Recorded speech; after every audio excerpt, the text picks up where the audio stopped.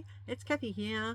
Today we are making a layout with Stamp It Like It's Hot, and our focus is on stamping our title, which I will go through the process on this video.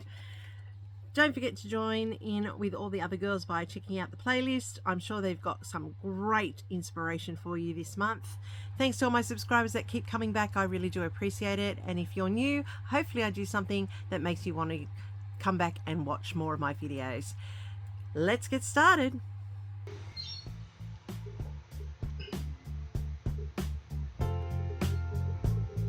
Hi everybody, and welcome back to my channel today. Thank you to my subscribers for coming. We're stamping like it's hot. It's the second Saturday of the month. So this time my video really focuses on my stamping so that you can see how I process that part of the requirement.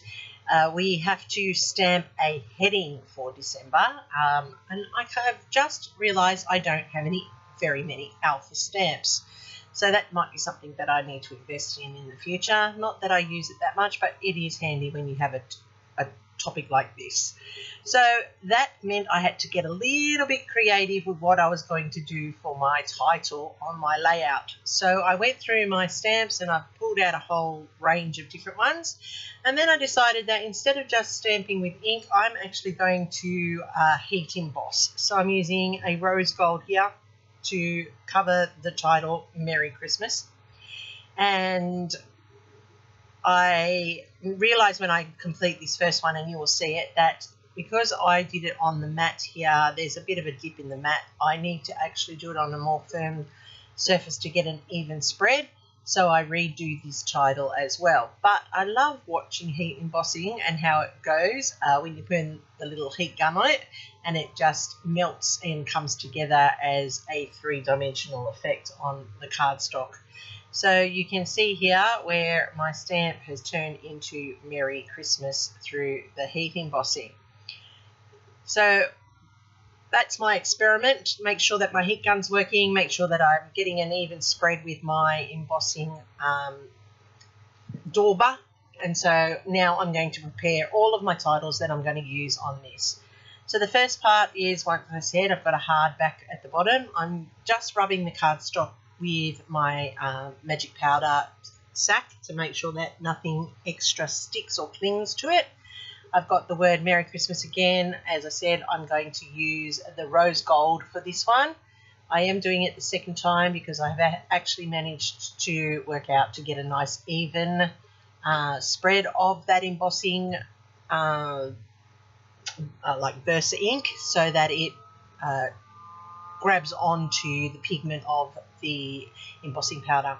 Now, I've always used this little white melamine board for my embossing powders. Remember, they are poison, so you need to not use them into anything that you're going to actually put food in. This bowl is specifically for my embossing powders. So I'm then putting in the word here, and this one says, oh my goodness, believe. I had a mental block then, so sorry. And now I'm using gold for this one, and it says believe, as you can see here. And then I've also going to use the word joy, and once again I'm daubing it up with that embossing Versamark. And then I'm going to do gold on that one as well. And I got distracted there. I'm terribly sorry. That was because somebody came in and spoke to me at the time. I just adding in that gold embossing, and you can see how it's come onto that layout. Now, if you do get a little bit, you can use a brush to flick it off, you can use your nail to flick it off, but wherever that embossing powder sits, that's where it will melt when the heat gun goes to it. So this is how I get my embossing powder out of that bowl. I use a dry brush, and I brush it all the way down, and then I save all my embossing powder this way, and then I'm not mixing my colours either. And I'm making sure that none of that poisonous embossing powder is going anywhere other than where I need it to be. So I've now got Merry Christmas, believe, joy. So I'm going to use these tiny little letters, and I'm going to do them in a clearish, snowflakey embossing powder. We've got a little bit of a grey tinge to it, just to give it that little bit of definition. And so I'm going to use the doorbell, and I'm going to put in the letters in the. Now, at first, I test it by putting them just next to each other, but I realised that it's too far apart and it's not really helpful. So I leave that there, and then I go back and do each letter individually because I can then put them nice and close to where I want them to be, because I'm actually going to cut them out in a circle, or punch them out in a circle to be part of the layout. And there you can see that that's picked up a little bit of the embossing, so now you can see the letters in, and then I'm doing it again for the, and so I do each of the letters individually. That makes a difference, and it allows me to put the letters close together so that they form a word without the big spaces in between. And it is something that I need to invest in, I think, some alphas, so that I can do some stamping of headings and so forth. So I'm just putting in the last of that embossing powder there, and now I can get my heat gun. I'm just going to put away that before I do use my heat gun, because I don't want it melting to the bowl. And I'm making sure that I save it all, because it is, you know, like, it's an expensive thing and you don't want to be wasting it by throwing it away. Alright, so now that I've got that sealed, I can get my heat gun, pulling it all together, and I can now seal it with the heat. And what it does is it melts the like a glue inside it, and it causes that wet heat embossing to become solid. And with the gold, it brings out the full pigment, and then in the rose gold you can see it there for the Merry Christmas. And that is how you easily emboss your stamping. Alright, so for the rest of the layout, I'm going to use a 1-inch frame from this blue cardstock. It's a basil cardstock, so I'm using that as my frame. I'm also using a Christmas Kaisercraft paper, which I am going to trim 2.5 inches off the right hand side, so that I can turn it over and use both sides of the same paper to create my base. You'll see that I will go off camera shortly, and when I come back, that whole base structure will be in place, and I'm really sorry about that. That was a glitch with my camera.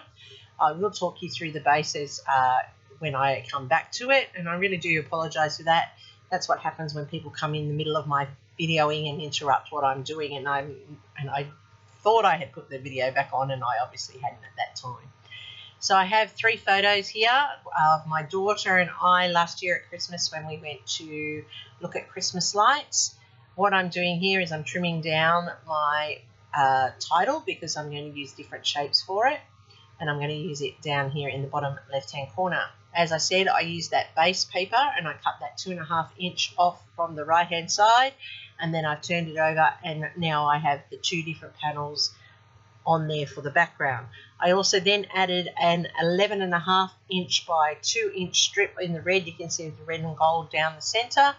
I added in a fishtail banner and 2 tags there to go in behind the photos, and then I've cut out some circles as anchor points for my clusters, which you'll see me build up shortly. So it's quite an easy little quick layout to pull together, and I really wanted to focus on the stamping for the title, because that was the focus for our Stamp It Like It Hot. I contemplated putting that over there into that space there, but I decided no, I'd leave it open.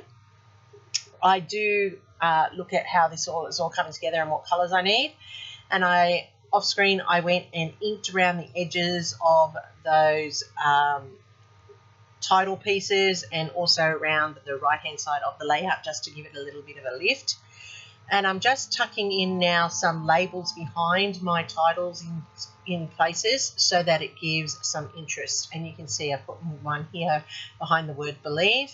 I've mounted Merry Christmas on blue cardstock. I have the circle in the, and then I have joy as a circle, and I have another journaling spot or another labeling round label to go in behind that to add some layering and some interest to that. So that's how my stamping in my title has come together, and that's how I've incorporated it into the layout. So it's quite easy to just use your word phrases to build your titles, and to use your stamps to give it a different look on the page. Now I'm going to embellish the rest of the layout, and because I use those circles as my feature point there, I'm going to pop up the stars, and I'm really sorry at the moment that the people on my group chats are going mental. They're letting everybody know everything that's happening.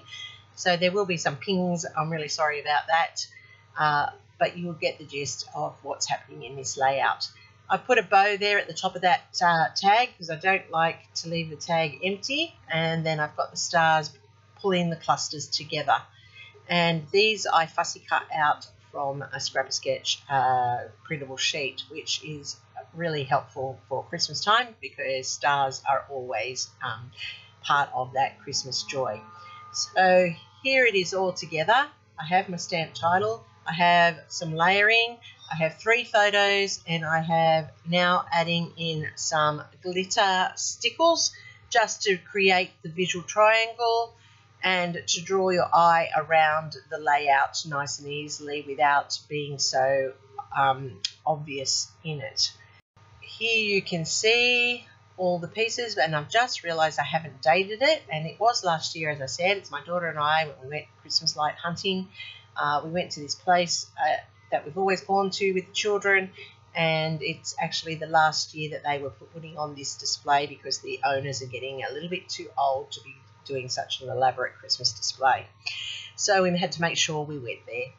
So if there's anything here that you like, feel free to copy. I'm more than happy for you to do so. There you can see the embossing. I'm sure if you go to the playlist below, you're going to find lots of new ideas on how to use stamping to create your titles. Don't forget to leave everybody a little bit of a thumbs up and a comment. YouTube loves it when we have that interaction from you all. I'm Kathy. Don't forget to give me a thumbs up. Hit that subscribe button if you already haven't. Here's my next recommendation for you. I hope you enjoyed what I made for you, and happy scrapping till next time.